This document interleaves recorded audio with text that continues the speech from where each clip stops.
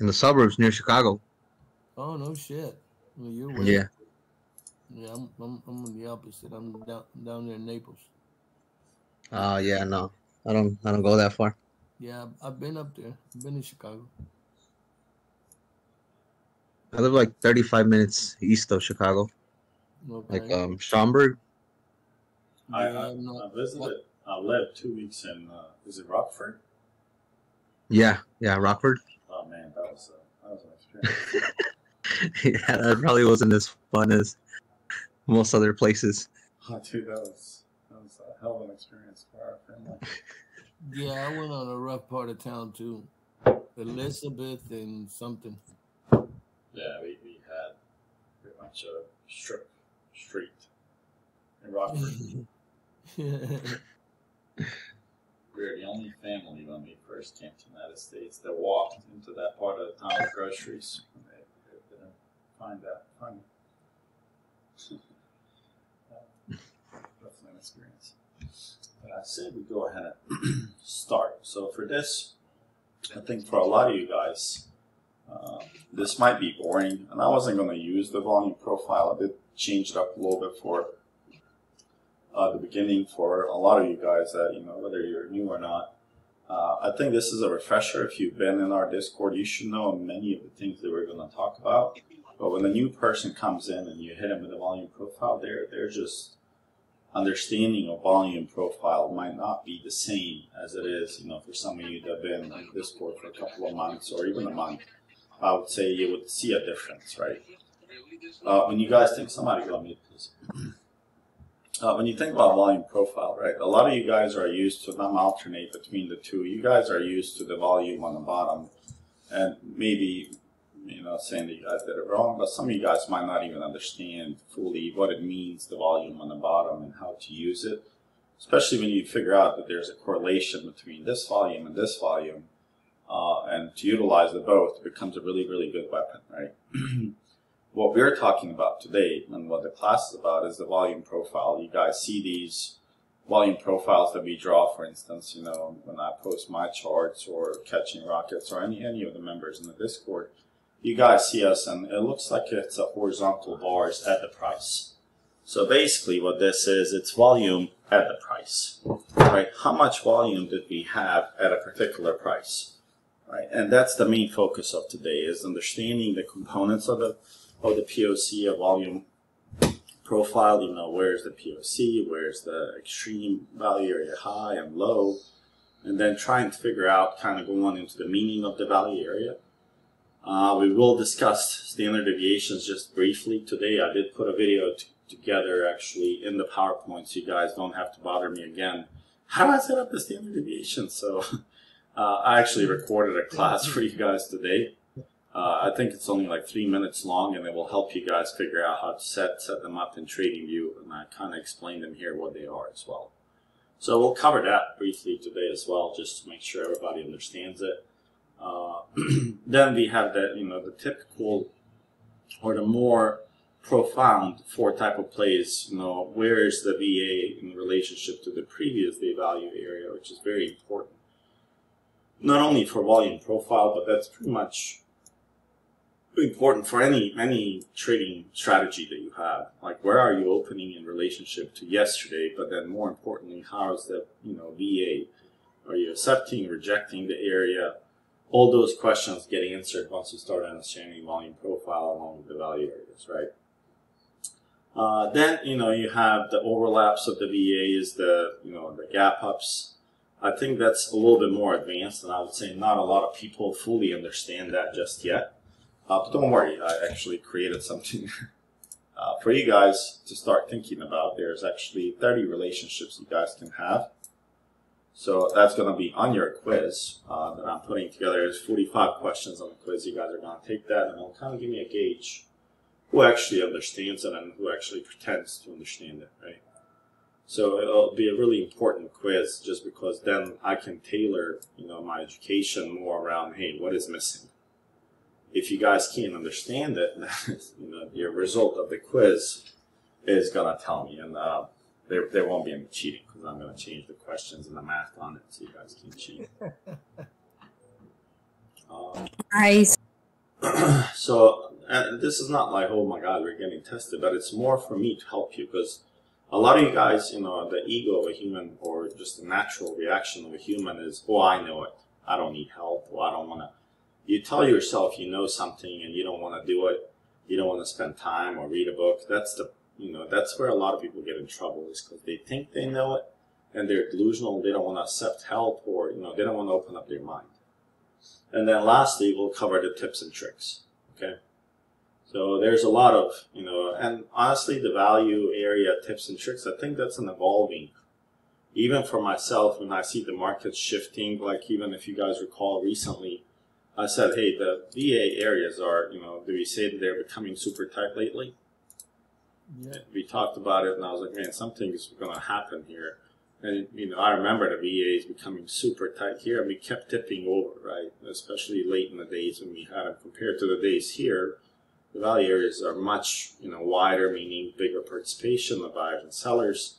Then it becomes super tight, all of them. And then this is the final one that we had a little bit of range in the value area, unless I change this. Let's see. Yep, no, it was pretty good range in terms of the value area, right? Just because the way we opened, but, you know, we ran a lot the past couple of days. And, you know, there's ways to figure that out based on the value areas. One second, guys. Actually, I'm so congested, I can't tell. I don't know if you guys can tell my voice, but I barely breathe sometimes. Yeah. Excuse me. So we'll cover that, and I will start off by what is volume profile, and I put that into a PowerPoint as well. Basically, if you're to think about order flow and volume profile, it's no difference, right? If it's not on the private exchanges, it's going to be on the volume profile itself. And your volume profile, you guys see that it's building, you know, let's focus on this day here, the lowercase b. You see the point of control, the red line, which is the highest volume was traded at that level, and that's considered a fair price. This is the fairest price for this day, was here. They were happy to trade, a lot of volume came there, and then you have the value area, which is the shaded white, and on top of that, we call that value area high, meaning this value area here, the white, is 68% of the volume. I mean, 68% of the volume was traded between these two prices. Between this and this. So for this day only, 68% of the volume was in this range between 39.43 and 82. So 40 points. So that's pretty decent volume area, right? VA area, that's pretty good. Then if you go, you know, here, it gets a little tighter, and so on. But now, this is your value area high, this is your value area low, and then here you have your POC, which is the fair price, and, you know, this is going to be gravitational pull for the price. If we pop outside of the value areas, fall back inside, most likely than not, you're going to push towards this bottom price first, the POC, wherever that is.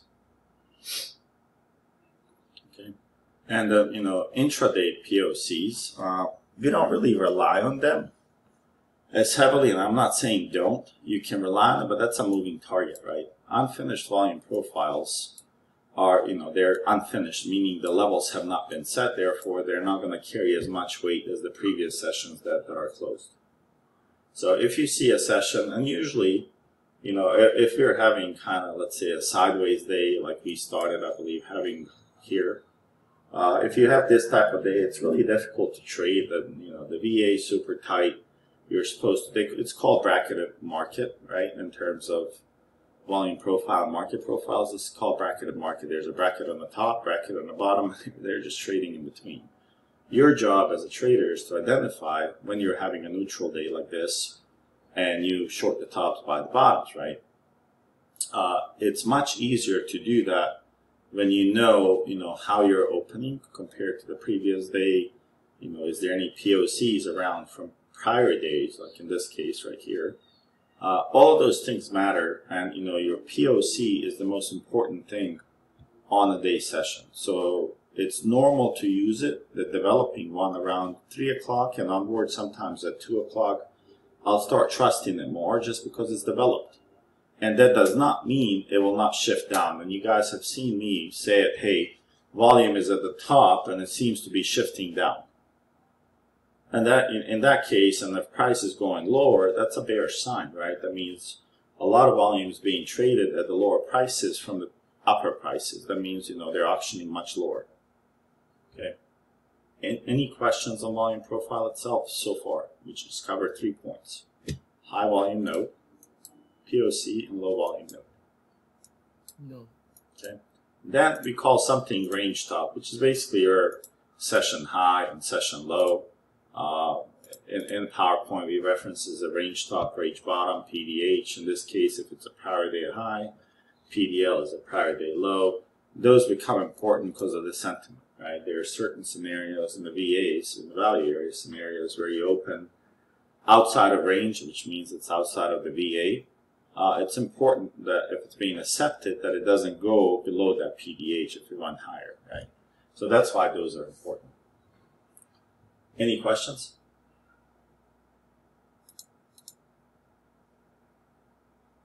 Okay. So now that you know these components here, you have the profile high, high volume node, value area high, POC, value area low, and the low of the profile. There's also something called HVN, high volume node, and LVN.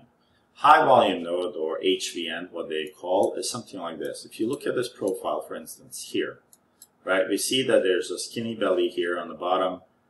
It's starting off in a P shape, kind of ends in a weird D shape.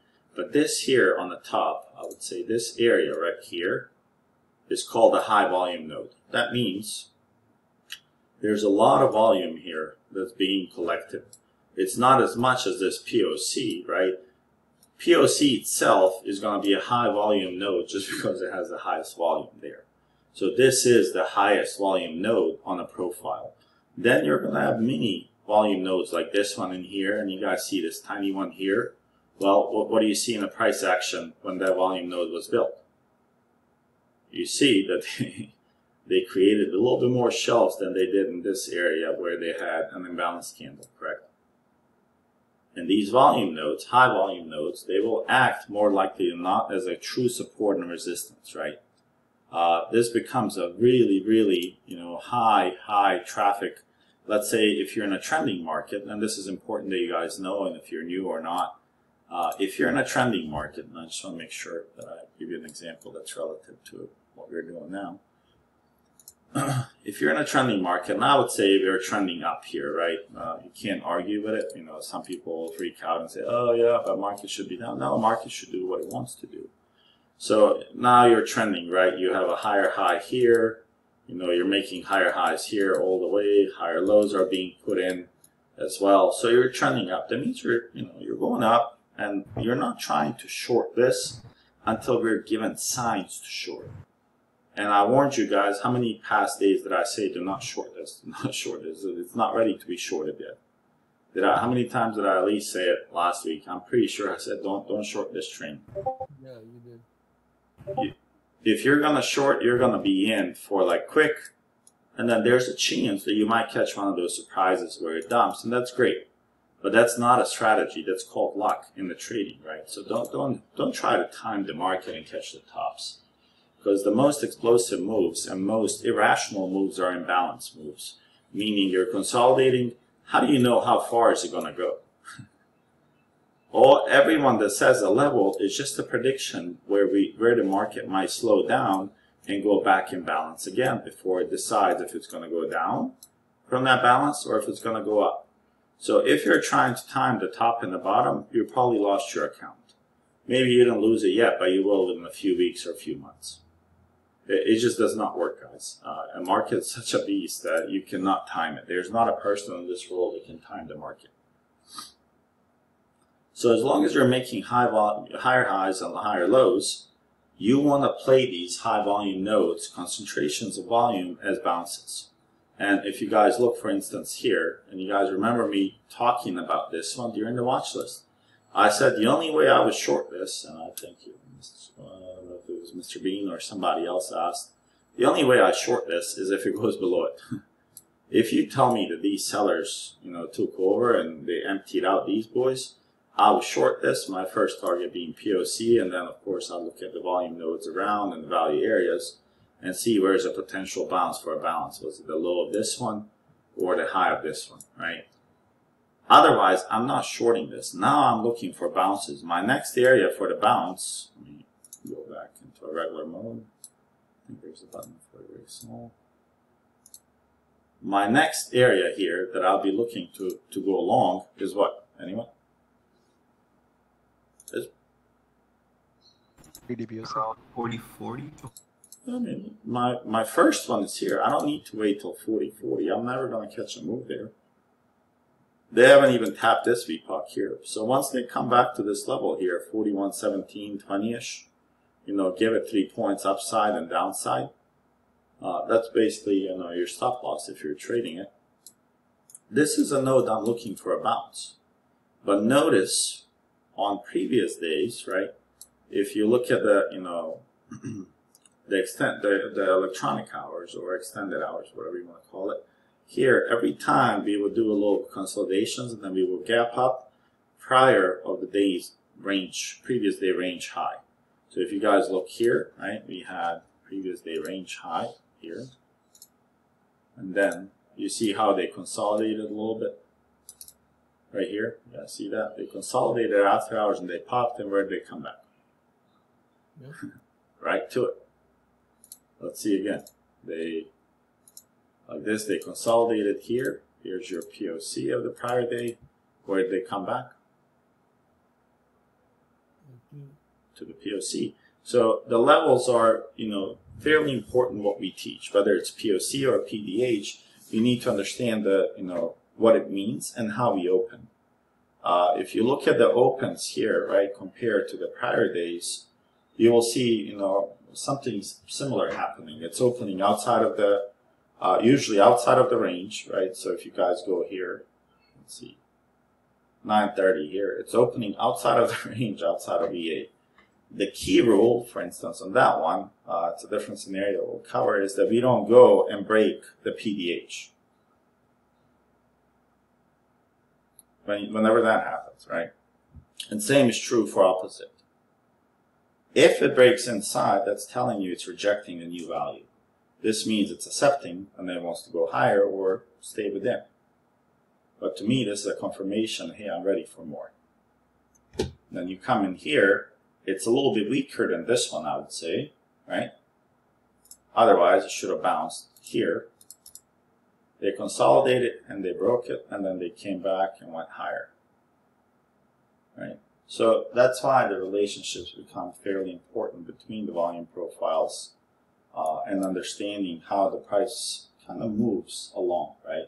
From POCs to high volume nodes that we just talked about. So like this is my first high volume node I'm expecting tomorrow. If they were to lose this one, I could expect a bounce here for them to protect this liquidity gap right here where it's 40.11, right? And then you see, you know, there's a tiny one here, and then there's a nice high volume node here. If this is my high volume node, what does my low volume node look like?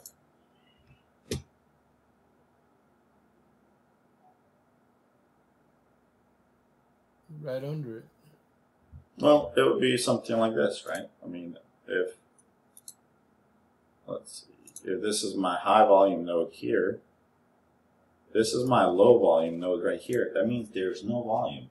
The liquidity is very low there, and we call this usually skinny belly. At first, they're going to try to protect this, right? They're going to do everything they can to protect it. But once you enter this, this is a single candle here, most likely on a daily profile in 1 minute. They're just literally going to fly through it. And you can, you know, gauge the interest of this volume here in combination to this volume here. It didn't take as much to go here. You see the volume is declining as you're slicing through this skinny belly. They didn't need as much effort to go through this because there's not a lot of resistance in volume. There's not a lot of liquidity. So if you're bidding, remember, they're just taking those orders out and the price is, you know, going higher quickly. Does that make sense? Yes. Okay. So that's high volume nodes, low volume nodes, POC, range high, range bottom, right? Range top, range bottom. So I think that covers majority of all the points that you need on the volume profile, right? And I have those. You guys open this, it's kind of covered here. all of it volume point of control, high volume nodes, low volume nodes, and then we'll cover up the bell curve. Another important thing, and I'll touch this briefly, and it's fairly simple. If the POC, daily POC, has not been retested, that's called a virgin POC or a naked POC. For instance, this one here, that you guys see, what is this, 43-ish or 2.5? This is a VPOC, right? This is what we, in our Discord, you'll hear people say, hey, that's a VPOC. That means this hasn't been tested, and this POC carries a lot more weight. Meaning you left this price here, but it never was really tested. There's a high chance, once you start giving us a signal that you're gonna, start making, let's say, lower lows or lower highs on the value area or price, that you're gonna start visiting these quickly. And usually when you have 3 to 4 or sometimes 5 epochs, like in this case you have 1, 2, 3, 4, I would say you have 5 epochs on this whole run. That's not very healthy run, meaning the price is going to come back to it and test it and make sure the buyers are valid. When I mean valid, that they're going to stand behind their purchases, right? Any questions so far?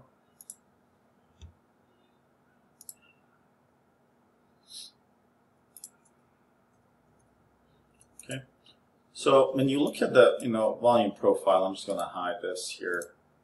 When you look at the on bigger scale volume profile, I would say volume profile most of the time it's going to look like this.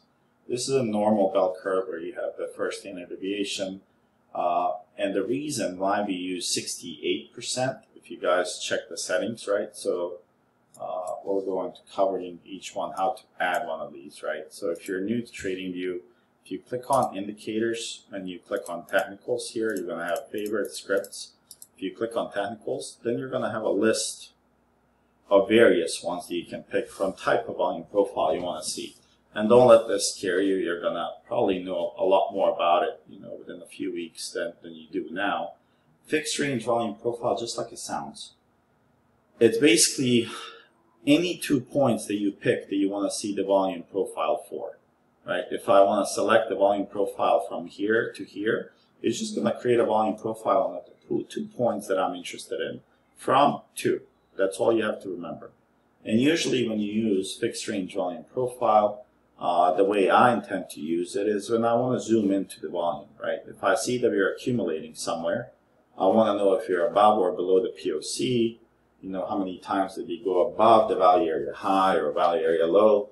That's how I use it. But then also there's some setups that we play. We won't cover those in today's session, but it's volume accumulation setups.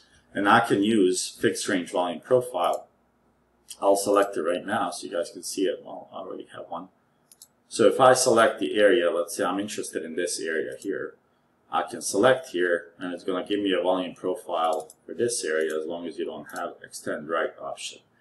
In this area here, I'm just going to bring this here. You guys can correlate to it.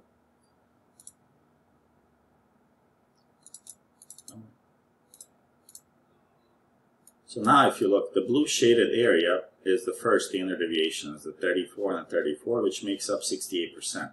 So 68% of the volume was here, right? And then, you see the POC, which would be the mean here. And then outside of these, we can also find the standard deviation, which is your 95 and 97, 95.4, 99.7. So that can also be found, but now I'm just zoomed in on this area here. So if I wanted to combine profiles, there's no reason I can't. Let's say I'm interested in this accumulation here. Well, the POC on this accumulation is here, right? And I can draw that POC out and see how the price reacts. Here, it wasn't really a great accumulation, so it didn't really react. Well, let's take a look at this one. I'm pretty sure this one here had a reaction. So if you guys look here, there's a huge accumulation here. I'll come back a little bit. So here's accumulation of the POC, and you look here, they went above it, and then when they come back to it, here they danced around a little bit, and then they proceeded to go lower as well. And the same thing can happen on the bottom side, right, where you accumulate a lot, right? Like this whole area was accumulation at one point. I don't know if you guys recall. They came back to this level, right? So they popped, and then they brought it back in here, and then they kind of bounced from here and never looked back, right? So that was our, I believe, 3950-ish level on the chart. So you can use these FVPs to look at the rotations. Rotation meaning, you know, I can find these levels. Let's see. If I was to look at these levels right here, if I'm interested in any time frame rotation, I don't suggest you guys go below 30 minutes. But if you look at these rotations, we really haven't had a lot in this whole run. So if I was to grab from here to here, majority of the POC is telling me is at 4,000. And you can see that we spent a lot of time here. So if I'm long, most of you guys are looking to, you know, let's say chase when the price is in the middle of nowhere. And that's where usually you guys lose your accounts and whatnot. But here, you know, knowing what I know now, I know there's high volume node here, right? I can expect a bounce here. Let's say tomorrow we open below this price. Well, if you're opening below this price, then you have to be patiently waiting for the price to come here. And at that point, you would go long.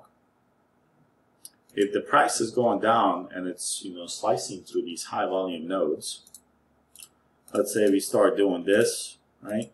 Then you're getting ready for the calls. I know it sounds crazy if you're coming from a different Discord that, you know, buys the breakouts and momentums, but you have to learn how to trust it.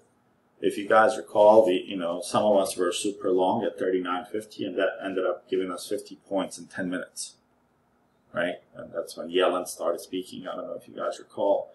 But the price jumped, right? We were at the support level, the level that we were expecting a bounce, and price exploded. It's not a coincidence. And same thing here. You know, maybe you're waiting for this level, and it's okay. I promise people, market's not going to go to 7,000 and leave you behind. It's going to give you many opportunities, such as this one, where you can go long. As long as you erase out of your head that you can chase, just patience is what pays in the market, not really the Momo and chasing and, you know, listening to millions of people what you should do. Once you understand this, you don't need a million people. Any questions on FVP?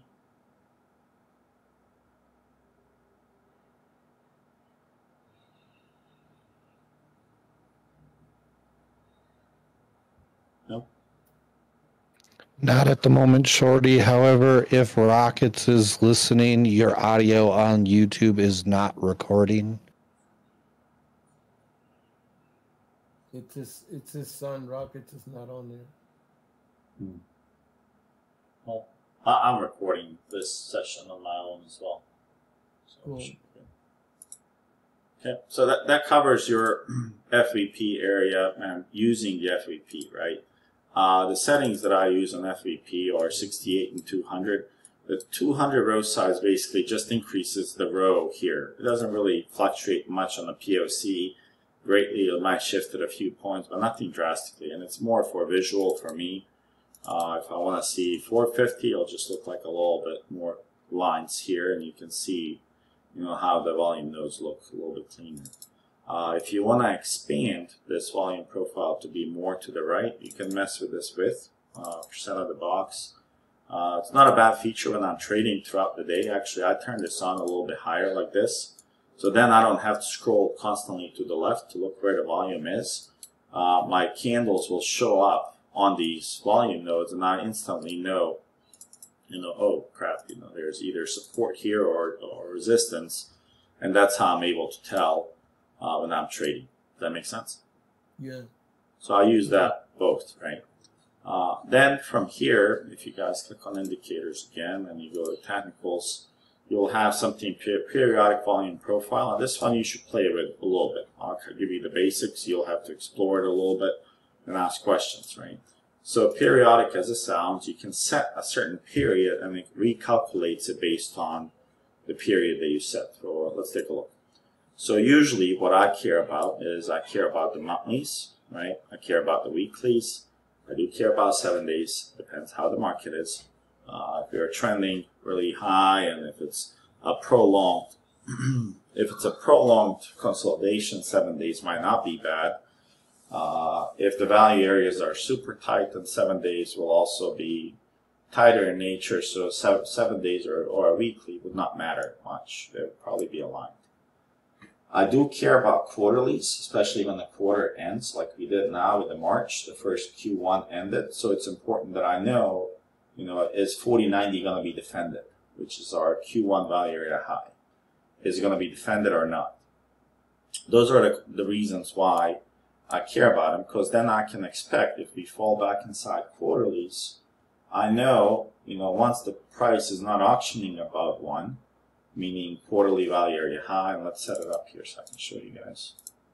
So all I did to get quarterly is 3 months in a quarter, so I put 3 here and month. And now if I go here, and I'll go to 4 hours, well, here's my quarterly profile. We can change the settings on this one as well. Let's say 100, value area, you want it at 68. And now we have the quarterly set up. So now if I look at the previous quarter that was here, this is the level that needs to be defended by, at all costs, by the bulls. And that's the 490 level. So now if I draw my area on it, I don't draw these levels just so I have a bunch of squiggly lines on my chart. For me, they tell me a story, right? So if we fall back inside this value, what do you guys think happens? Anyone? New people only. If you're new, don't answer.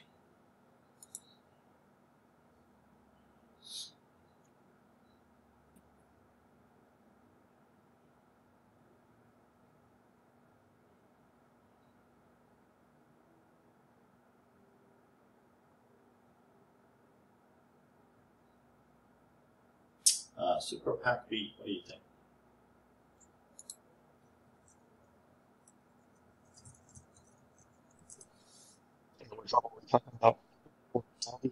Say it again? You were saying if you fall within 4090? So if you fall in within the previous quarterly value area high, what would that indicate to you? Sorry, I'm on my phone. I'm trying to zoom in a little bit. Which quarter are you talking about here? So this is my quarterly volume profile, this area right here. This is my, let me highlight it for you so you can see it. Trying. Gotcha. This is my quarterly, it's range high, but this is my value area high and low. This is my value area of the quarterly, highlighted in green. If the price, we're auctioning higher now, if the price falls inside, what would that indicate to you? If I see some sort of accumulation, it might be distributed to go short on that one, but I'd have to see it break at least 4090 or 4080 continuation with that volume profile, that skinny bill you always talk about. Mm-hmm. So the rules, and you'll get more comfortable unless you already know the rules of volume profiles. Whenever you explore the area like this and you popped out of it and you're not able to do what here? Let's see, Cuban, if you remembers. If I go above value area high, what should I expect the price to do first here? Look for support. It needs to become support. It means it needs to be accepted. So if I scroll up here, there's this scenario, right, where you balance and you cause the imbalance. You're looking for new value area. You're either going to be accepted or you're going to fall under it and reject it. So the first idea is when you're trending higher as you are now, when you come here first, it needs to defect it. They have to defend this area, and they will. I guarantee you they will. If they're able to make higher high here, that means it's going to be accepted, and this is the spot that I usually tend to go long, right? And especially when you have a high volume node here, it becomes really, really good for a potential bounce there. If the price falls back inside, let's say they lose the auction and they didn't find no value above, and there's a high volume node here, as you guys can tell. If they do this, there's something called 80% rule in volume profile. There's an 80% chance now, I mean in a day, right? It takes time to play quarterlies, but the price is going to auction back to the opposite extreme at 39.16. Now remember, these levels don't change. They've been set. So there's a high chance you go from 40.90 to 39.16, so about 170 points, call it. So that's what you're looking for. In this case, I will look for the weakness to short. I wouldn't short the strength here initially because it's just a retracement. And then it would indicate, hey, it looks like we're going weaker. Plus, if you look at the daily profiles, that would help you. But quarterlies indicate the market sentiment for longer term is slowing down and we're shifting lower. Okay. On that, I was pretty impressed by your 39.52 level on the 23rd and 24th of March. That built my confidence to come in and join the Discord. So I see what you're saying. I'm a supply and demand trader. I'm just looking for a little more edge, but that makes sense. This I can identify all of your supply and demands without candles. I don't need single candle to tell you where it's going to bounce or reject. The many of them in Discord. You'll eventually learn how to use it. You know, once you're comfortable with it, you can stick around or move on as long as you're profitable. But the idea is the volume creates those zones, believe it or not. The volume profile tells you much better than any other supply demand tool that they have or use.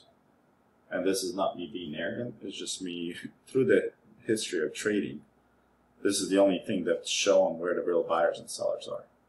Especially once you understand it, you know, to a level 2 or 3 of it, it becomes so much easier to identify it.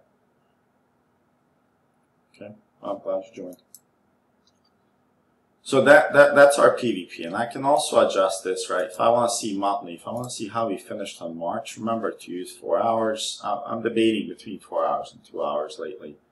The 2 hours have been giving me really good results lately, so I'm not set on it yet, but I do look at it. So here's our March value area high at 40.46. So this is our value area here, 40.46, 39.32, which of course, if you look at the the 3-month balance that we just talked about here, here's our balance of that one, right? So you had that 40.90 level plus this one. So of course, this balance, the 3-month balance here, out of 3 months, only 1 month was outside of this composite, and they quickly auctioned lower. And now, if you look, we even talked about this level, let's say maybe 4 weeks ago. You guys remember February VPOC, which is no longer a VPOC. We came back to it, we tested it. Between these levels, we had 41.44. If you guys recall, I even posted that for you guys in the Shorty's Corner. And we came very close to it. We came 2 points away from it. They kind of hit this break-even zone. If you guys want to look at it, zoom in. They hit the break-even zone here between the two, and they auctioned a little bit lower now. So now we're below the Feb POC. So naturally, what would you guys expect the price to do here? Let's see. Sunflower, I want to hear you. Hey, to go back to the POC. I think it was a trick question. Can you say the question again? Sorry. We are at the February, this is our February POC, right? This is our February value area low, and this is our high of February. This is our March value area high. Where would the price be accepted now? In order for a price to be accepted, what does it need to do here? It needs to go back down and retest and hold the value area low. That's correct. What they can do here, and most likely will do, is what? Let's see. They'll go down for a retest and then go back up if it's accepted. They will trap a lot of shorts here. Most likely they will trap below the 463. People are going to say, ooh, you broke 40.50. And what does retail do at that point? They're going to buy a lot of puts. And what that's going to mean for a prior month, which is at 40.46, that means you're accepting the value area higher, and then you're going to reclaim this February area. And most likely you're going to be heading on the way to 41.93 as long as you accept this. Like you said, and it's right. As long as you accept this, the opposite extreme is going to come here. Because what would that mean in terms of 80% rule? This would be the 80% rule. Yeah, they're going to go to the top of the value area. Yeah, and they gave us a retest, guys. Did they not give you a retest here Thursday? They gave you a nice retest, and I don't know, we were actually, I think we were live Thursday when that happened. And it was a pretty good long thing. So we really need to hold this area. This is your, long-term shift is going to happen here in terms of acceleration down. I think if you lose this area, you're really, really going to start accelerating, and I would not be shocked to see that quarterly low, which was, I believe, 39.16, 39.11-ish area. that will happen quickly. If we hop over this POC here, 41.32, that means we're going to continue higher and look for 41.93 here fairly quickly. Okay. So that's PVP. You can modify this if you want to look at the weekly profile. You just change this to a week, right? And then now I usually change that 65 minutes. And it's just like candles where you guys look at different time frame candles. I'm just looking to see in which area are we balanced higher or lower, right? And here you guys see 40.96 is the previous week value area high. That's also corresponding to the quarterly value area high of 40.90, so 5-6 points in there. And you guys care, you know, I'm not too interested in 5-6 points. I'd rather catch more points. But there's this POC as well. Weekly POC is right in this area, and I would just not ignore that POC because it's a poor structure, but it's a large shelf. There's a lot of weak spots here, and as you guys know, these would most likely be single prints on the market profile that we're not going to go into today, but that's something that has to be fixed, right? The structure is going to slowly get fixed here. They're going to fill all of these, and then you see that there's a lot of VPOCs. There's a weekly VPOC here, 39.75, and you have a VPOC which is 40.80 right now. So I would honestly expect us to auction 40.80 here with a lot of bulls getting trapped here. Okay, so any questions on PVP? Is this fairly simple how you can use it? You can use it many ways, guys. It's creative side of it, not science. If I want to use it for a year, and I suggest that some of you have this on your profile, right? If I use it for a year, well, here's my yearly POC, and I think everyone in Discord knows this level by heart by now. If you don't, there's something wrong with you, not us. I believe 39.66 is everybody's brain by now. Yeah, so it's a fairly important level, right? Especially when you're auctioning above it, like you're consolidating below it, then you reclaimed it, and then you went higher, and then you guys remember the 39.88, which was our composite profile here in this area. Those were two big levels that we were watching for a break higher. And now, if you guys look, you know, your yearly value area low is somewhere around 36.35. You haven't been there in a while, and this is your extreme here, 42.20. I'm pretty sure TJ's got that level on his chart. Yes, sir. I do indeed. I think yours is 2 points higher than this one. Actually, you're only 25 cents off. 42.20.50 for that value area high. Wow. Look at me. I'm getting better every day. Good. But there is, you know, you cannot ignore, like we just talked about high volume nodes. Look at this node here. Yeah, it's big.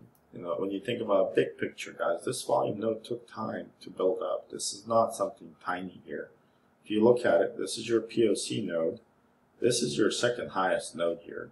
And it's a fairly good size one too. It's pretty wide up top and sticking out right there. There's a lot of volume being here. If we are able to clear this, I would say there's a high chance that you're going to probably make higher highs, test this liquidity that they left here.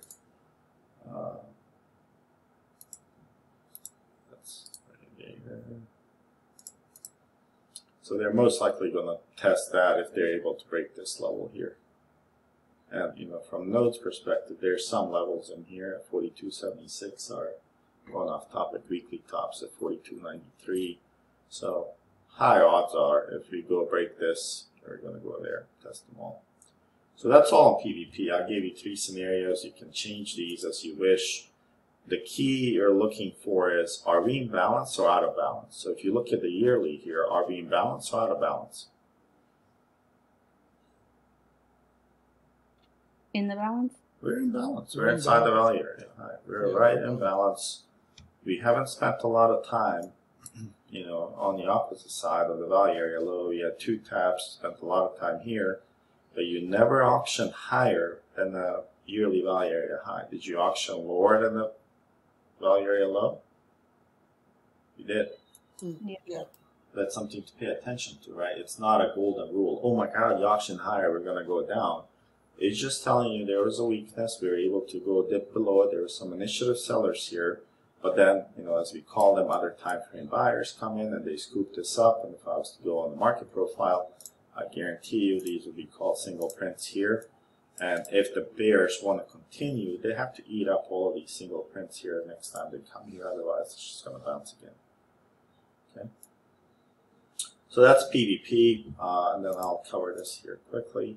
So if you guys go on technicals, we covered fixed range, periodic, and then for me, I rely heavily on session volume profile. Session means, you know, like tonight it started at 6 p.m. So I'll just turn it on. Let's see. So 1 day of trading is the session here. So if you guys look, I'm just going to disable this. Each day here starts from 6 p.m. till next day 5 p.m. right? And it gives us the volume profile. It tells us at what levels was the highest volume. And lately, as I was talking about earlier, when you have the extended hours on, I pay a little bit less attention to this volume that's in between here. Then I do the 930, and you guys see the uptick, right? Usually this volume will have a tail like this one here on top, or if you're dumping on the bottom. And that's significant to note, right? Because usually if you're trading during real hours, and this was a low volume node after hours that they built up, what do you think is going to happen? When the real hours meet with volume, non-trading hours, non-New York session hours, it's most likely just going to slice through it. Slice through it, yeah. And it's just going to be like butter. It's going to dump. But then, what I look for on daily session volume profiles is this. And maybe you guys, if you're new, take some notes or just rewatch the video. I care about value areas and their relationship to opening compared to the previous day. There's particularly 4 scenarios I care about, and they're also in the PowerPoint. We'll quickly touch point, but I want you guys to kind of start looking at this and ask me questions, right? So here, you know, let's start from here. And I'm really bad with timing. I'm dyslexic. If you guys don't know, I'll switch numbers on you real quick and you'll be confused more than I am. But if you start from here, right? So we closed right at the end of the day. You guys see us pushing from the value area low, you know, extremes low, unfair price, bring it back inside the value, and we kind of close above the value area high, which to me tells me something called price spike. Whenever this happens in the market, it's a price spike. They're pushing it up. This date has not been confirmed. Does that make sense? Yeah. There was also a day, I want to see who remembers, and I gave you guys a warning. I think, no ways, though you can't answer this. I think you're the one that wrote on Twitter as well, but don't answer this yet. You are. What date was it that needed to be answered or retested before we went higher from last week or a week before? I'm showing you that date.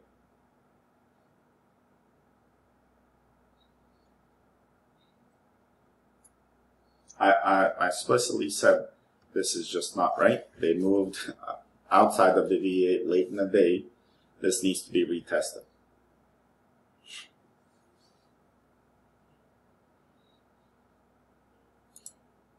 Would that be the 24th? Or that day right there, the 23rd? Correct. And what did they do? Like 2 days later, they came back and tested it. How many people were short here? Do you know why they were short? Well, of course.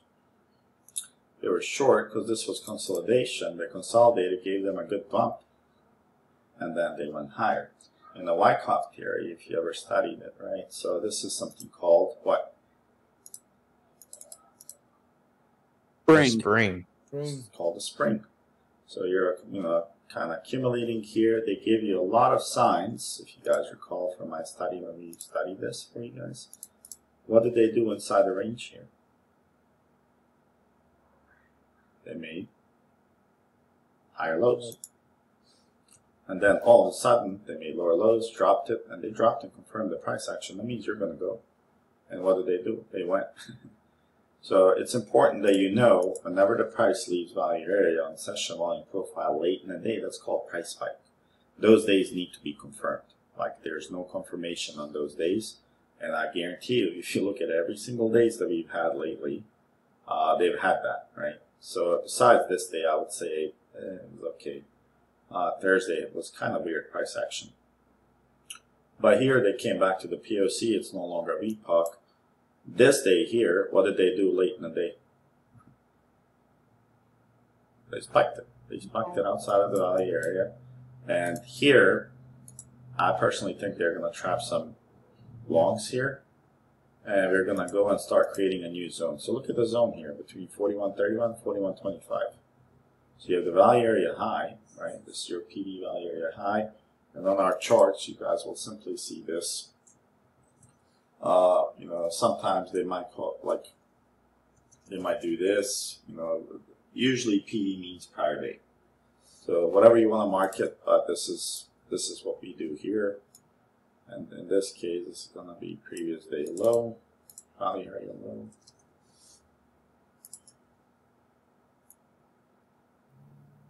And here's our POC. So now, right, when I look at these relationships, for me it's important to see where did the price open in relationship to the prior day. In this case, you know, when the 930 comes in here, let's see here, at this point, the price is opening outside of the range. And if it's outside of the range, it's automatically outside of the value area. Just keep that in mind. So usually when you break outside of the VA and outside of the range, you should not break back inside the value area, previous day high. This is my previous day high here, correct? Yes. If this trend is going to continue, this should not be broken. Does that make sense? Yeah. So let's take a look. Jordy mentioned that price spikes usually happen without. They're very low. Did you mention before that price spikes usually happen within the last hour? Like that's when they're considered a price, Usually, price that's spike? correct. Yeah. 1 hour, they usually cause the price spikes, and those are the ones that indicate some things. You can't tell me this 5.5 hours you were not aware of any information. In the last hour, you have enough information to break the value area where everybody was happy. Usually doesn't make sense logically, and then price action wise, it doesn't add up. So it's almost like a fake out, right? But it's not necessarily fake out, it's just that it needs to be confirmed. Okay. But something's not right. Something needs to be checked, that's all it needs. Okay. So here you guys see we opened, you know, outside of the range, outside of value area. They came back and retested, right? A little bit here at 2 o'clock, but nothing from open. When they actually opened, they didn't even come close, right? They didn't even come close to this PDH here. It was a fairly strong day. They even kept the value area low off that day here. Usually if that happens, it's a strong trend that it's going to continue higher. And you know, there's no, don't say market cannot do that. Eventually the market will teach you that it can do whatever it wants. It will do it, right? Then the next day, we again opened, let's see, 930 right here. We opened outside of the range. And where do we come back? We came back to PDH. We confirmed it and said, hey, do you really want to go higher? But then this price here, let's see, 930. And this one here, again, opened outside, I would say, outside of the, let's see, yeah, outside prior range, but a little bit closer to it than other days, right? Well, I pay attention to that as well. I noticed that, you know, how far are you from opening above? And here you opened above it, let's say, and you never really went back inside of this range. And this range here, right, you see this range is much wider than the range prior. Yeah. You know?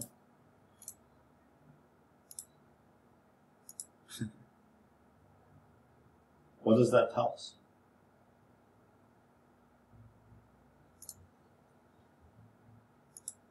Is that considered poor structures? More people willing to participate. More people willing to participate in this wider price array. So if there's more people willing to participate, what are the odds of this thing can take over? What are the odds of what? I'm sorry? That we're going to break the balance. They're pretty good. Yes, yeah. Low. When you have a lamp at your house and the base of that lamp is this wide, and then you have a lamp at your other corner of your house, and the base of that lamp is this much. The height of the lamps is like this.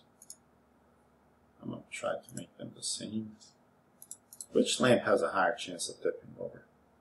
The one on the left. This is your value area. The more narrow the value area, the higher the odd that you're going to tip over. Yeah. Okay. Now think logically. This is a question on your quiz coming up. So if on the way up we had a lot of tighter value areas, but as you're approaching resistance, your value area increases.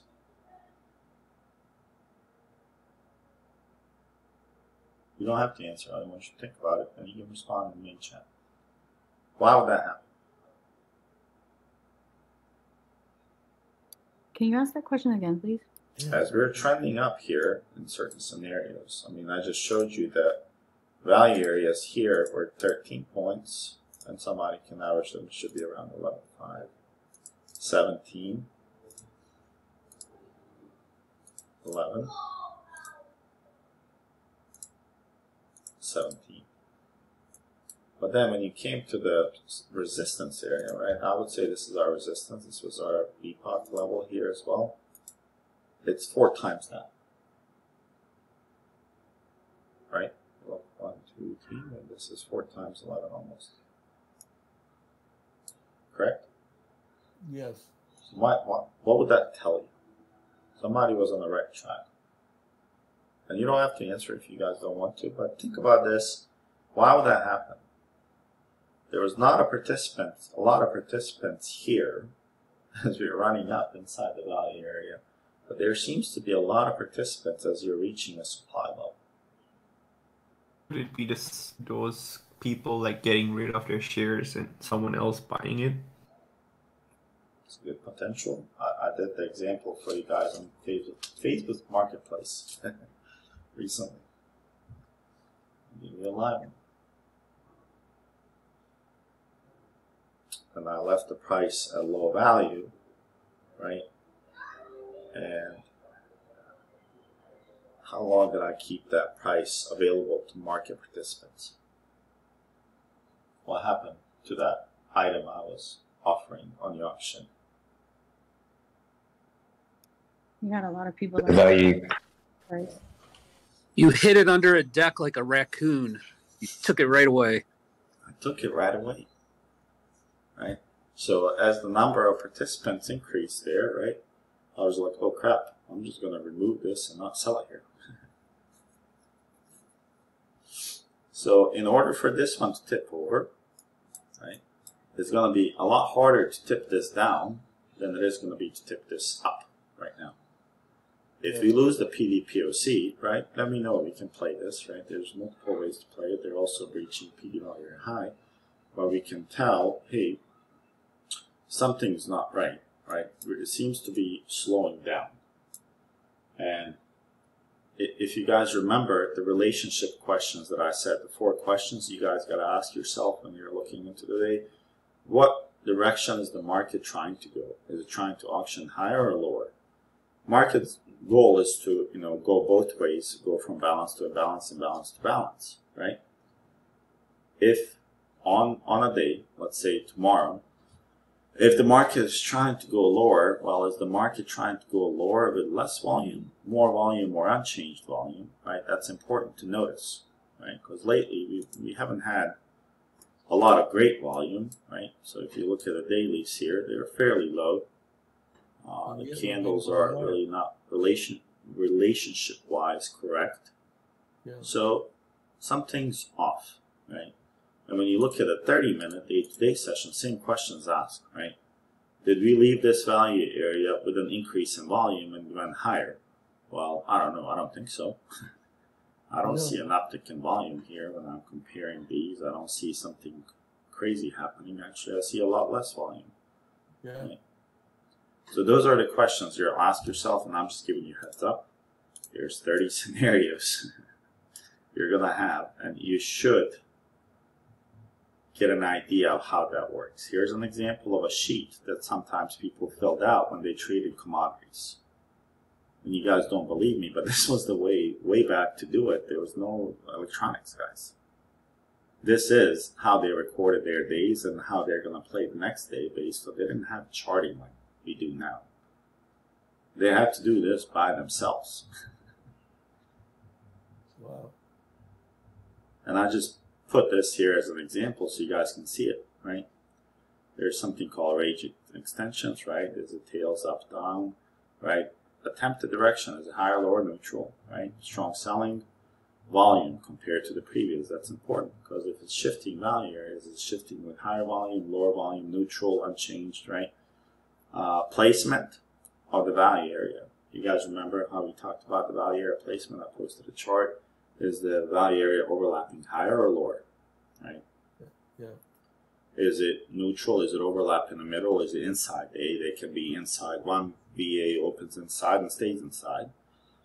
And then you make your, results. Column D has the answers, right? And that's what you guys are going to be tested on. Because if you understand the relationships between value areas, I promise 75% of your trading and guessing work is taken out. I'm not saying our levels are accurate, but I would put my levels against anyone's levels and see which one holds.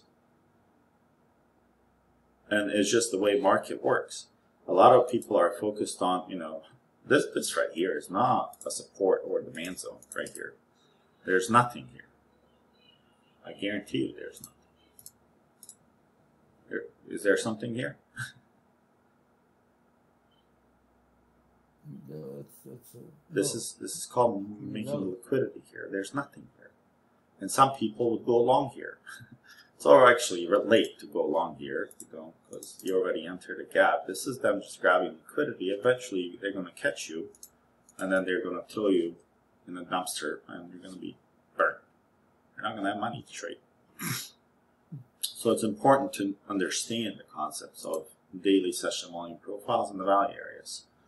So I'll go into that more detail here in a PowerPoint. So if you guys go here,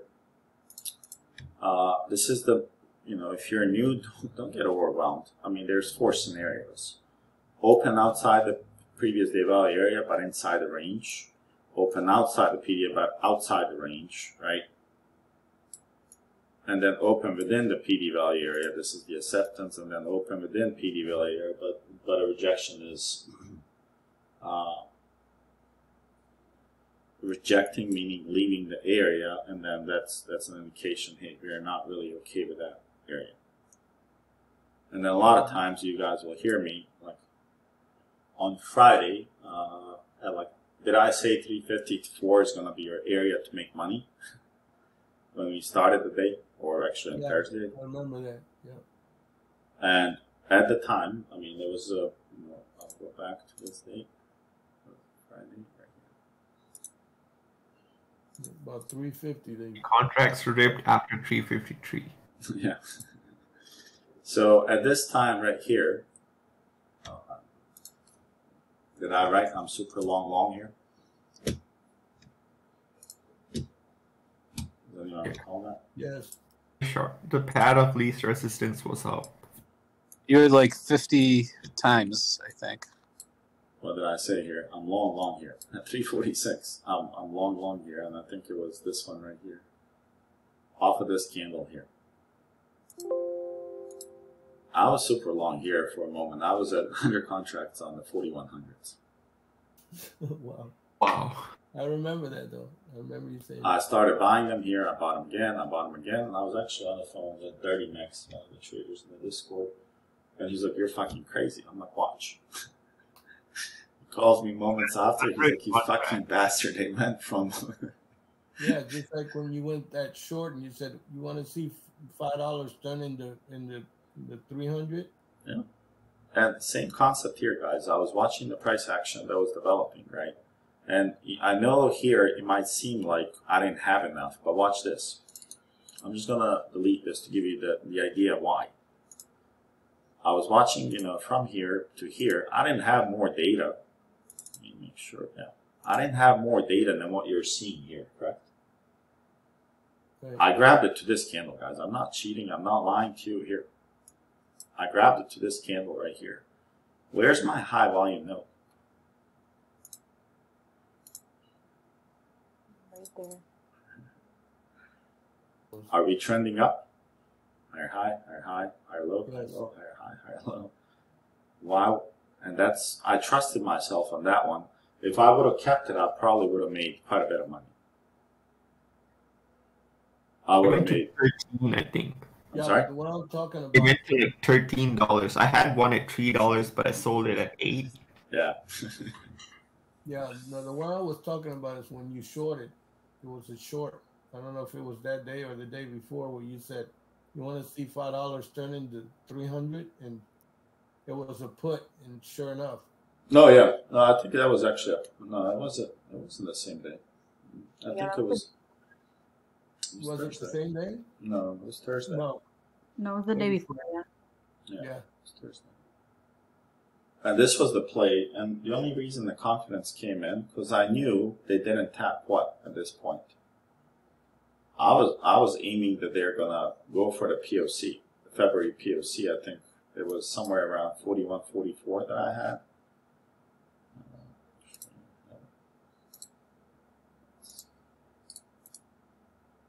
41.31, and I had 44 level. I think intraday level that I found off of the VRVP, it was 41.55, and I was aiming for the 44 from there. And it came very, very close. I think it hit, what is this, like 41-ish, 42 almost.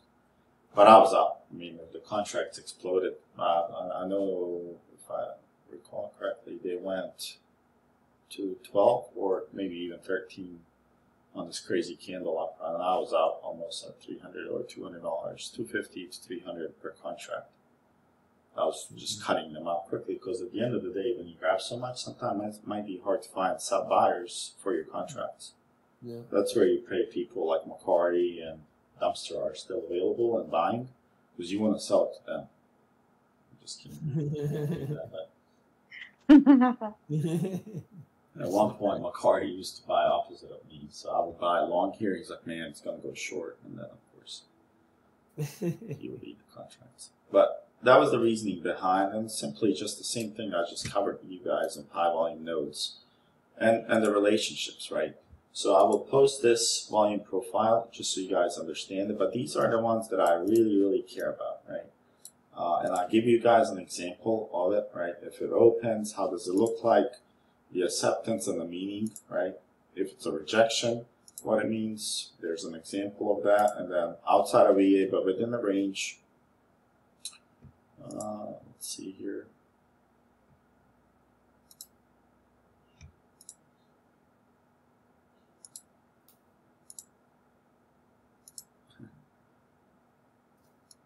What does this one say here in your notes? This is opening outside the range. Is that what we just, I showed you that this is true here. Yeah. Is this opening outside of the range right here? And where did they stop it? They stopped right there. Right there on the money. And that's, as long as this case is true, if we open outside of it, this is the backbone of this setup. This is how the algorithms, how everything is looking at it. It's literally saying the algos turn on to the buy programs and they defend that level and they go higher. And that's exactly what happened there. It's this exact scenario. Then you have, when you open outside of the VA but with inside the range. So this is one of my, I would say, least favorite days. So if you think about this, let's go back to our chart. So if you guys think about that scenario here, opening outside of the VA but within the range. So if my PDH, let's go label this. Let's say this is our, we'll put this as PDL. And then let's say this is our VA, right? So if you guys look at this concept, right? Opening outside the VA with the range, the next day, where's the price opening here? In this example, can you guys visualize this? I'll give between the green box and the line. Yeah. So basically, this is opening here. That's what this scenario is. Can you guys visualize it or no? Or am I thinking it's too complex? I want to make sure you guys understand this, and that's why I'm giving you these boxes and visual. Yeah. In other words, it's opening higher, right? Well, it's opening higher than the VA, right? This is our value area. Yes. This is our previous day high, previous day low. And if it's opening outside of VA but inside the range, that means it's opening somewhere in between here. Yeah. On this type of day, this is still balance. Yeah. It's balanced, but not a strong balance as if which one would, okay, I'm giving you some answers from the test. Which one is stronger balance, opening here or here? Right there. This is a stronger balance, open. If you open here inside this one, which is inside the VA, obviously inside the range, there's a high chance that you're going to stay, most likely the next day you're going to stay within this area. You're going to have a sideways or something called normal day, normal distribution. Probably a D-day. Correct. If we open here, there are certain scenarios you have to pay attention to. If we fail inside the VA, that's no bueno. That's not good. Okay. If the value area low of the current day that's developing lines up with the value area high, I like those calls for risk reward to buy long here. Because there's two things that they could do here. If they play this, and they're outside of this VA, they're imbalanced but not as strong here. They can use this to create new value. As long as they're not falling back inside, they could use this area and this accumulation to create the new value and search for it. New value area, right. So as long as you're not breaking inside, you're staying bullish. Once you break the PDH, high chance you're going to have a trending day. Very, very strong chances you're going to have a trending day if you break the PDH from this accumulation. And if we reject, it's a strong... you're going to go to the opposite. You're going to go to here. Be bullish, right? Oh, no, it'd be bearish if you... Bearish, I'm sorry. Yeah. If you do something like this, there's 88% chance right now that you're going to go from here to here. Yep. Okay, so that's that scenario. Does that make sense? So this is open above VA within the range. This would be opening outside of range, outside the VA. And as long as you don't break this here, you're good. Okay, that's this right here. So, and I gave you scenarios. Market continues in the direction of the breakout. Thank you for fixing my grammar. And then market will auction back and forth, but not go inside the previous day's range, creating new value area. Is that what I just said for this scenario and the previous scenario? As long as you don't break this here, you're good. But eventually, you need to break this range here or fall inside, and that's the directions you're going to play. And the other ones, I would say they are self-explanatory here. Opening within the PD value area. So if you're opening within the PD value area high, right here, and let's say you stay within an hour of trading, you're staying inside this range, that means what? Are you accepting or rejecting this area? Accepting. Yeah, that means we would be accepting, and that means the buyers and sellers are happy. And most likely they're going to hold here before the next move happens. Market spends time from balance to imbalance to find balance. That's all you have to remember in the stock market all the time.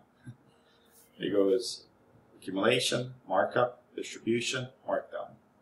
Or reaccumulation, markup, markup, markup, just like we did 2020, 2021.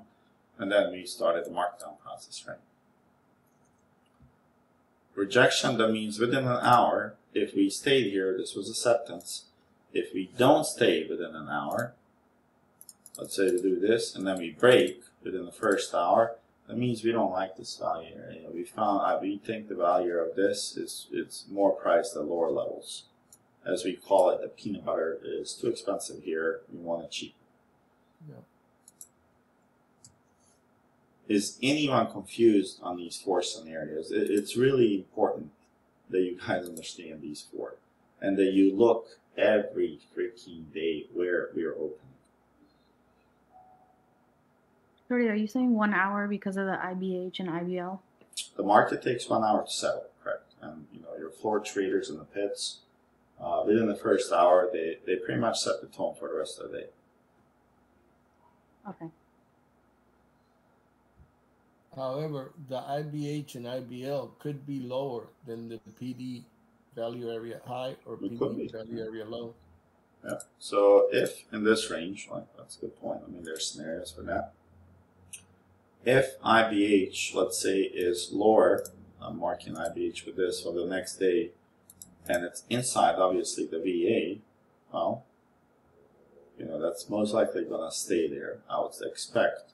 But if this IBH, you know, let's say we peaked higher, right, and we didn't like it, and let's say our, you know, let's say the open IBL was here, and we close a little bit here, there's a high chance you're going to continue down. So your IBH's, you know, initial balance is higher, right? Well, let's say the value area of that move here looks more like this. I would say this is leaning more bearish for the intraday than it is bullish. Price was not found much value on a higher extreme, so they pushed the value area below. That initial balance eventually is going to lead lower and close towards the lower end of the extreme. That makes sense. Did I lose everyone?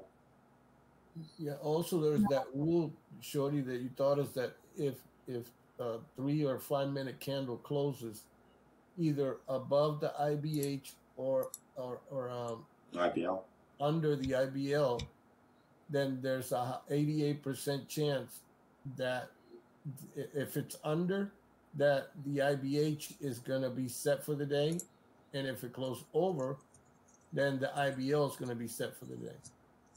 That's correct. And that, of course, that applies. I look at that every day. So that's not part of this class, but yes, it applies. Sorry. Okay. No, don't be sorry. That's good. But is there anyone from new people that's confused? If you are, I think it will come, but you have to practice it. And, you know, using volume profile to help find supply and demand zones. We did a class on that. If you're trading supply and demand zones, like, you know, I believe B, but I have to get used to your name, Super Pack B, eventually you'll realize how well, you know, the supply and demand zones from volume profiles are going to work compared to everything else that you have. And I'm not saying, you know, this is the only way, but I'm pretty sure, you know, that the volume zones that are determined as supply and demand zones will act a little bit better than anything else that I've seen, you know, I call it now 17 years of trading.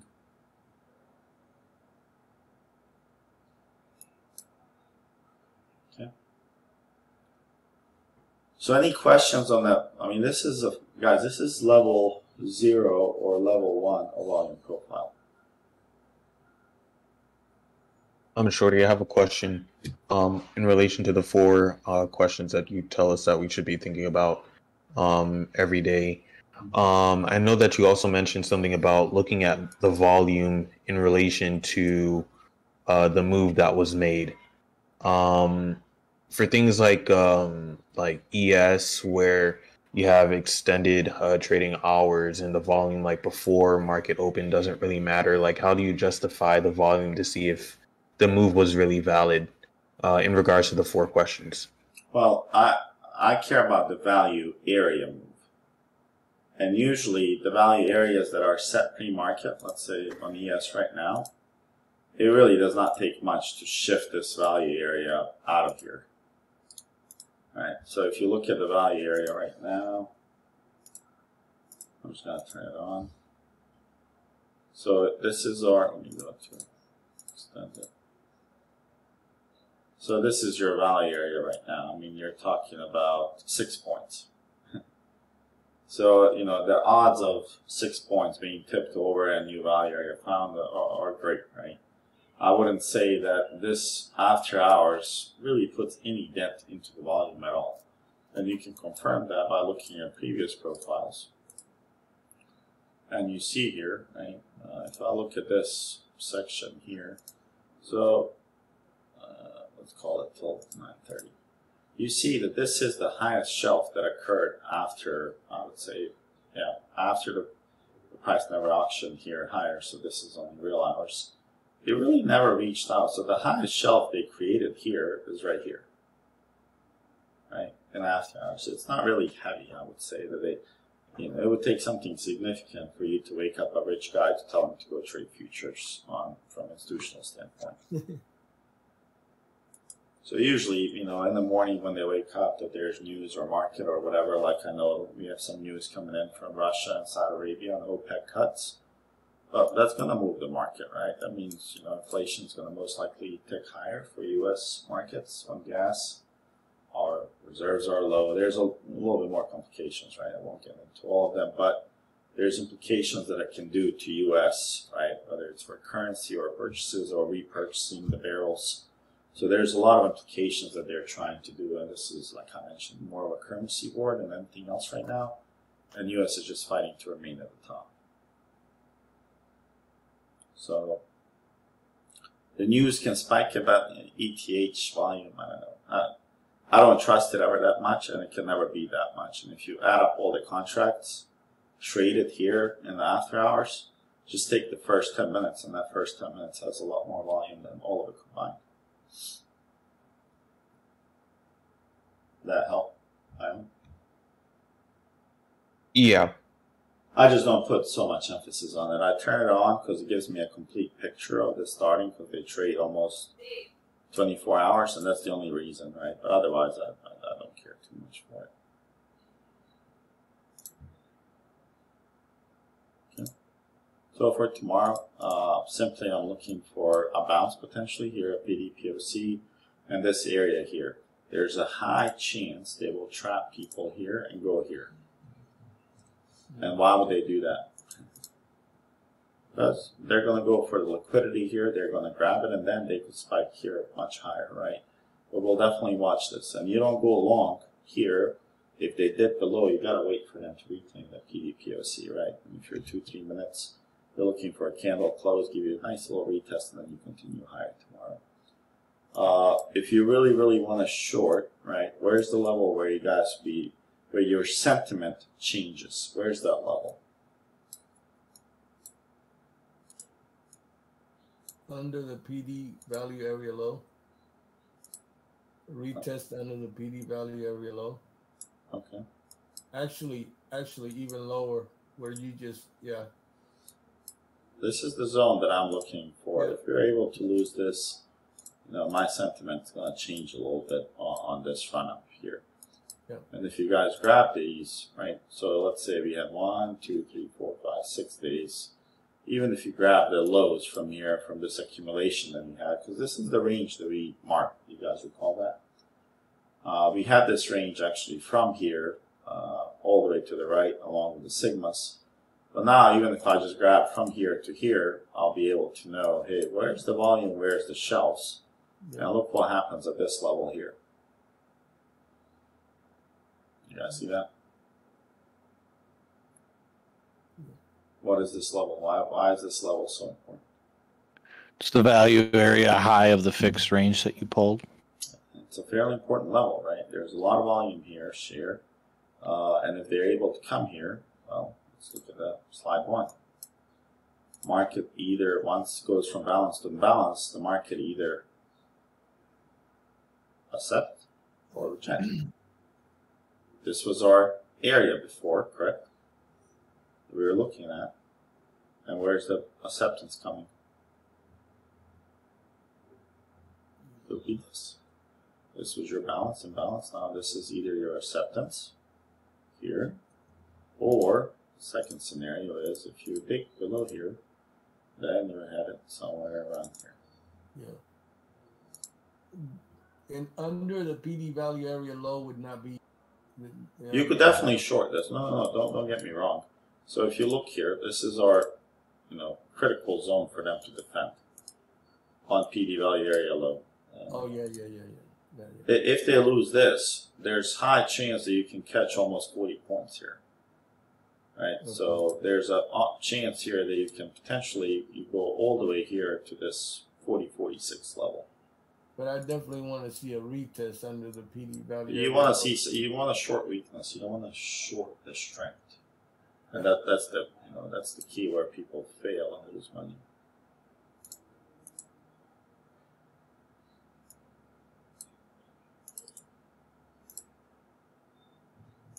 There's a massive shelf here. Here. This is the first big shelf here, and you can see it on the top. So PD value area low will probably be tested tomorrow, I would think. We might get a nice 80% rule overnight here. And I know this might confuse some of you, but this is considered the end of the class, kind of shifting to the watch list. But if I shift this to 95 EA, it would give me the 2 sigmas in this scenario, right? And the second sigma would be right here as well. Let me make sure. You'd change the value area on your SVP, not your fixed range. Well, I was trying to change it on SVP. Yeah, so my low of this value area low does not shift. A lot of volume happened, a lot more volume is happening in the extremes on the opposite. So if I was to click on this, right? No, on the rectangle, but rather. I was trying to change this, TJ. So if I look at even, the 97, 99, this is the extreme, right? So it should shift this all the way to the top of this area. And this one is still not changing, so they have to defend this tomorrow. The PD value area low, I would say there's really, really high chance of it being tested. And if it is, I'll be long here first. Because, even if I look at this on a fixed volume profile, like right here, look at this. Yeah. It's coming up. This is the range, accumulation setup where you accumulate a lot. And from here, remember, market always goes into this, to balance. And then if it comes back to this level, this is where we go long. And that's where many short. But people that short at top, they will be buying here, and I'll be buying with them. Yeah. Okay. I know this might sound easy at first, and you might feel frustrated, but you cannot expect to learn a new skill in a day and be really good at it, and that it brings you money and freedom. If you do have that expectation, guys, I'm telling you, you're setting yourself for failure right out of the gate. It'll come to you, man. Just please take it easy. We've had people in the Discord that come, I would say, I don't think any of them knew what the hell volume profile was. And now those same people are giving, they kind of share advice with people. They're like, yeah, I see this, I see that. And that's what we're about. We're more of a community to a limited number. We only open 25 spots. That's the second highest we opened since I've started Discord. Is there a chance that if I open a Discord unlimited, could I get more numbers? Yes, but then I'll lose the control of who's learning what.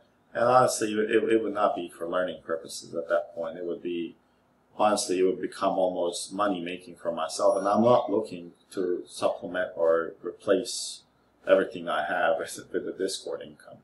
If I needed to do that, I would have stayed in my last Discord where they had a couple of thousand people, right? And they offered me to do this, and I said, no, it just does not really align with everything I want. And that's why I'm here, right? I opened it, because the people, mainly because the Drew worked with me to help me kind of transfer the knowledge and help people that are willing to learn, not necessarily call outs. I do trade live 2 times a week, and then Drew trades the other days. But for me, it's if I can help you, sure, I will help you. And I'm never looking to make your life harder than it is in any way. I'm trying to help you. And if you're patient enough and you're curious enough, and I think curiosity is what triggers learning, I think you will eventually click on this and start growing. I do have people that, I do free 101s. So I give you guys time for my family, give it a trick to you guys. And I have people that I've worked with that were borderline quitting. And then, hey, I worked with, a handful of you guys, and you went from 300s to a couple of grand to withdrawing and making payments for the first time to yourself. And that's what makes me happy, is seeing you guys become something that you wanted and you giving that back to the community. A lot of people learn a skill and they become so selfish that they just move on and it's all about them. Whether it's flashy things, don't be that person, man. If you can help somebody in need, whether it's education or sometimes even if it's money, if you can put something together for them, do it. Right? You're not going to live here 2 lives. You only have one. It's whatever you do in this one is what matters. So if it's money thing that matters to you, you're going to be unhappy for the rest of your life. I don't trade purposely only for money. I trade to buy time. And you guys probably know that. I do travel quite a bit. So for me, for my kids and family, the most important thing is memories and traveling, doing things that I want to do, right? Not being restricted by the money factor. And that's the only reason. And sometimes you guys see me out. Last week, I can tell you, that's the lowest number of trades I've taken probably in past, I don't know, 10 years in that week. But there was no need. There was not a lot of setups. I knew the melt-ups were coming. But usually when you have those little melt-ups, there's usually a candle that comes in like this. Right? And for me, that's okay. I don't have to catch these moves. All that retail and Twitter experts brag about it, but I'll be ready when it's time. Whether it's long here or long here, I'll be ready to go long. Right? And they'll be ready to short, and that's how the market works. It's a zero-sum game. They lose, I win, and the market keeps moving. Okay. Is anyone confused about the simple concepts that we covered? So in terms of volume profile, I want to make sure you guys are at least walking away with what is volume profile, what is the meaning of the volume profile, the value areas and the meaning we covered. We covered the type of plays before. This will take time to realize and understand. The tips and tricks I left in here, you guys can read through this, but you have to look at the day after and compare it to the prior date and start seeing the relationships forming. There's a lot of stuff that you guys can learn from here. Standard deviations, like I said, I recorded a video here how to set it up. And simply what that means, guys, if I'm looking at, let's say, this whole range here that we are trading in now, I can probably grab this from here to the left, probably even more. I can grab it from this day to here, and I'll just extend this, right? Now, this is just the range that you're trading in. This is something called, it's called bracketed market, right? So if I look at it here, there's a major shelf here, right? And if you look at this green candle, why is it so big here and quick? Well, volume there. Skinny belly. There was nothing here, guys. I don't care what people say. I promise to you, whenever this happens like this, they're just gonna fly through it every time. Well, now if you look at this area here and you draw your POC, I promise you will find what level there. You got anyone want to take a bet? That'll be 41.44. That's 41.44.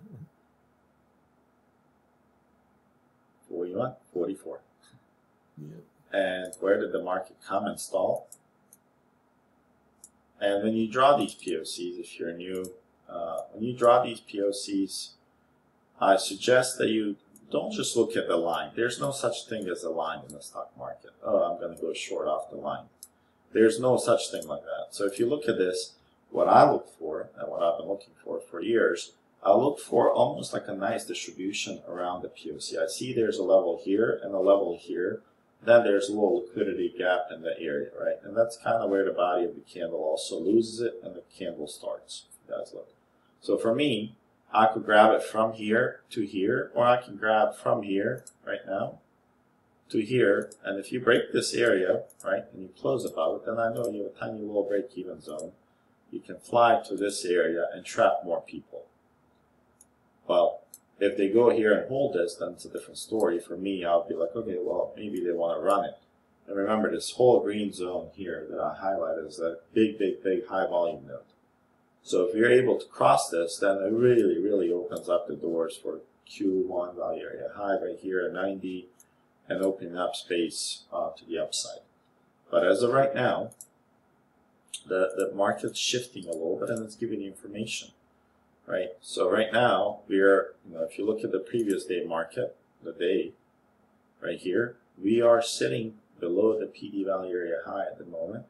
And there's a high chance you're going to open, as of right now at 10:21, you're going to open inside the range and potentially inside the previous day value area. And if that's the case, that means, what about this day tomorrow?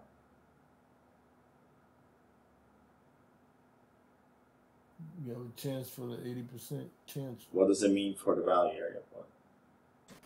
It's being confirmed. This area is being accepted. Yeah, being confirmed. Accepted, yes. So there's a high chance if this area is confirmed, we're going to come back to, we're going to test the lows to make sure that it is confirmed. I guarantee you, if we break PDPOC tomorrow, this green zone, you're going to go here. And 6-pack Bs, this is going to be your demand zone tomorrow.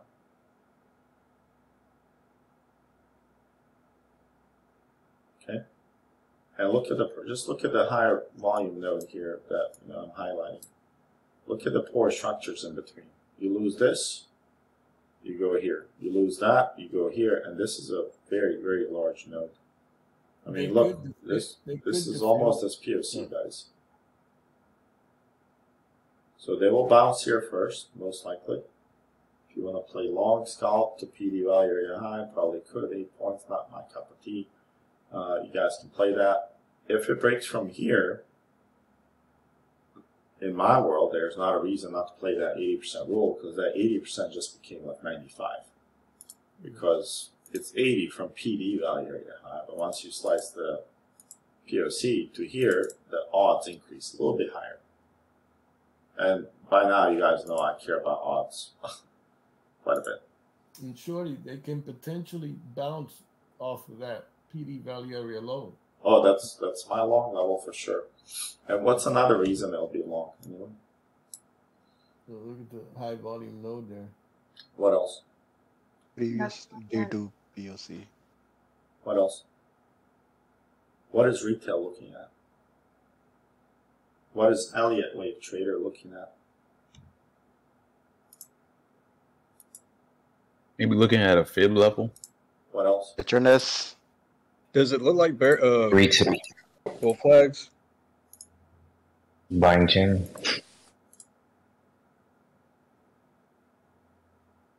What is the retest of the trend line? This would be a trend line, the Wolf Wave, 5th wave test, most likely. And if you have the full sense script, let me know what's at this level on any time frames. Gus, if you got a check.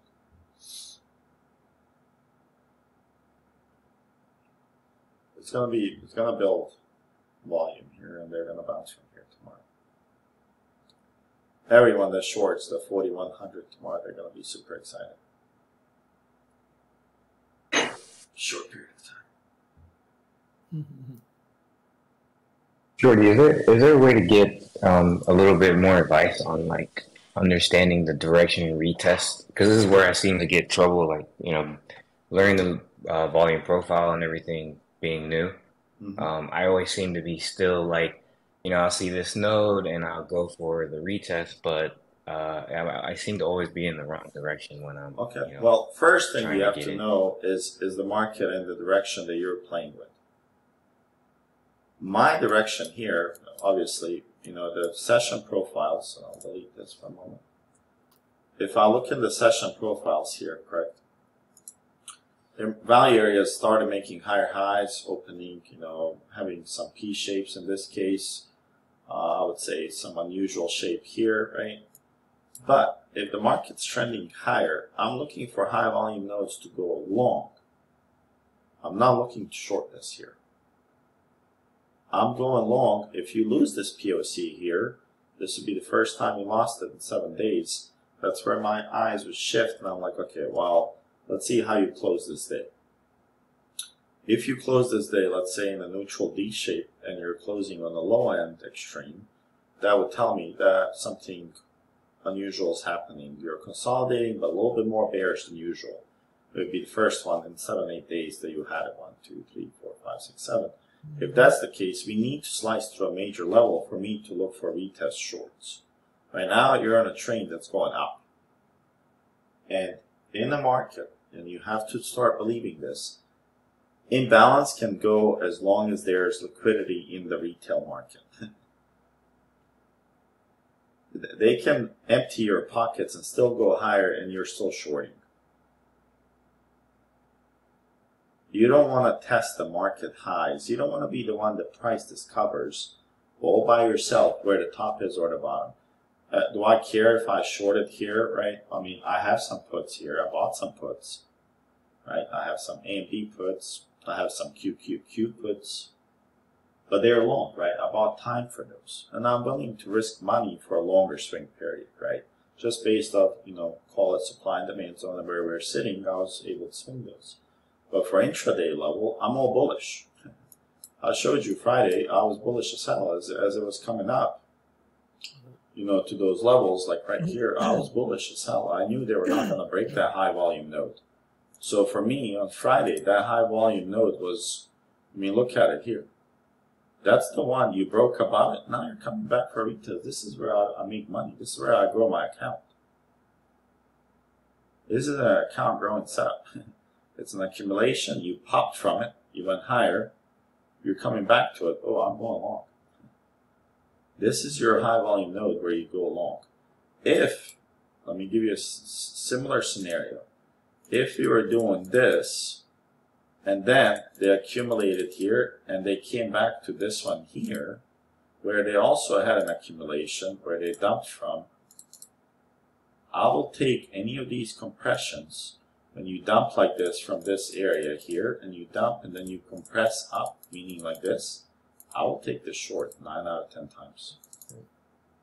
And that's okay if I lose money, but my probability is there. I'm okay if I lose money, but as long as I know which nodes and how to play them, right? And maybe, you've been playing opposite of the trend. If you're going higher, you look for high volume nodes or POCs retest to go long, not short. And like I said, my sentiment really would change here below like 40-50. And if you look at, like a longer period profile, so if I look at, what's this, 23rd, let's look at one from 24th. After this one's good.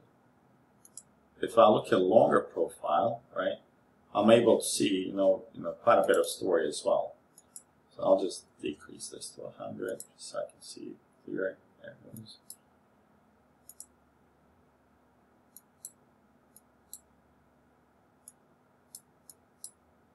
Okay, so now, where's your sentiment really shift? If you want to go break this here on this 1, 2, 3, 4, 5, 6, call it 7 days almost. On this 7 days, we're out of balance, right? We're above it here. If you're able to break this POC here, 4,000, right? It's literally right at 4,000. The sentiment might change quickly to go all the way short to 39.37, right? So now, if I was able to dip this, let's say I dip here below this high volume node, we accumulate nicely and we dip and we bounce from here. Well, I can take a stab at this short, but just know this POC was here for an accumulation of buyers. Your instinct at this POC is to go long. Go long, yeah. Not to short. You're dropping into this zone where there's a lot of balance and buyers. My instinct is go long. If you lose this level on a 7-day look, it triggers alarms. This shelf here will trigger alarms for me. Because this is second highest shelf, and if you lose it, let's say with ease, well, I'll be looking like, hey, what's going on here? Well, how come you lose that? But if you lose this, high chance you go to 4,000. I would not short at 4,000. I would close all my puts here, and I would respect this high volume node for a long. I would go long here. On a retest of this, I would go short to this POC. Does that make sense? And Shorty, sometimes they don't give you a retest. They just That's go okay. slice right through it. That's okay. You know what I mean? They don't. Yeah, they don't have to. Yeah. I'm just letting the guy know that asked the question. Sometimes, you know, you're looking for a retest and they slice right through it. Yep. To the next level. And here's your major. If you look at this high volume node here, it's a major one sitting right here at 39.54. And this is huge. I mean, this level here is a big level. If you lose this, there's a high chance that you're going to test this low here, 36.35. And then, you know, this can go bigger as well, dependent on what type of trader you are. But if you look at this, this is our weekly range right here. I would say from this candle to this candle, draw your FVP. Let me know how it looks. Right. So if this is the level, right? Look what's also at that level right here. At that level is also this huge area. I mean, I'm talking about not this one. I'm talking about an area from 22nd May to now. This is the area that you're interested in here.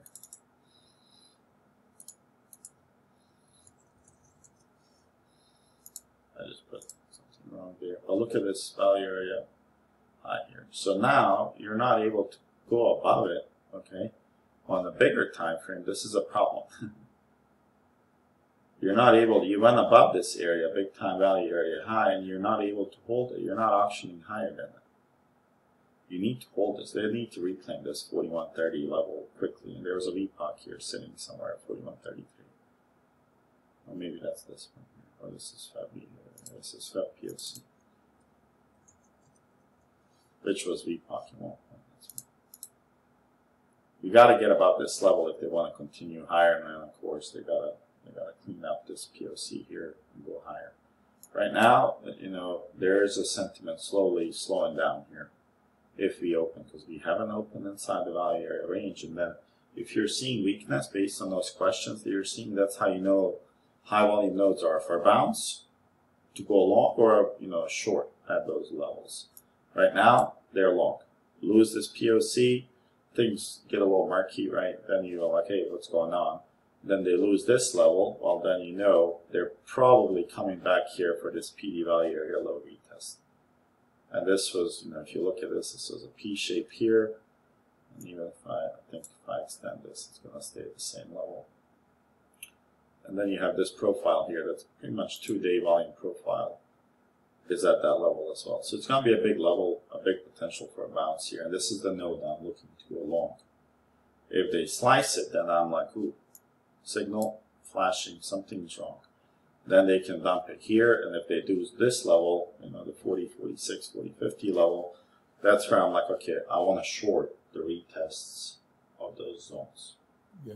And then it goes to this POC, which one I switch long, and sometimes you guys will hear me, I switch from short to long if I'm scalping based on the quick movements of the shells. Right. This is more on the bigger time frame that I highlighted from, I guess, May or so. And I think JLP, I think we're going to have a one-on-one and we can cover some of this stuff to clean that up for you. All right, thank you. Okay. If you're new, just let me know, you know, if the session made sense, and if it didn't, you know, what you would change, what you would add. It will help me, you guys, understand how you're learning, right? A lot of you that I know already, I know how you learn and where your problems are, so I kind of try to devote some time towards it. And even this video is, you know, for people struggling with sigmas and understanding that covers it. This is the value area tips and tricks, so you guys can go through it. So I'll post this volume profile PowerPoint now, and you guys can go through it. And if you have questions, you know, feel free to kind of write back or ask in the main chat. If you're new, I've been in quite a few, you know, discords as a, if you want to call it, as an analyst or sub-owner. Well, 2 of them, not many. But we're not a community where somebody's going to pick on you or, you know, make fun of you because you don't know the question. a lot of you guys, and I would say 90% of you guys ask me a lot of times same questions that we've answered. And I've never said like, hey, fuck off. I'm fairly patient as long as you're curious. As long as you're learning and pushing to learn, I'll help you. If I see that you're abusing it, you're just fucking around, I usually give up my hands and I tell Sequence to do the rest. Hey, Jordy. Yep. Sorry. So, it's me, Pickle. So BR isn't home, as I'm sure you're aware, and he took his headphones, so the stream hasn't had any audio. So I went ahead and ended it because that's what he asked me to do, because I don't know an audio source that would work with the stream, and also the stream is missing like 90% of the audio. Yeah, I got the video here, so I'm gonna stop recording.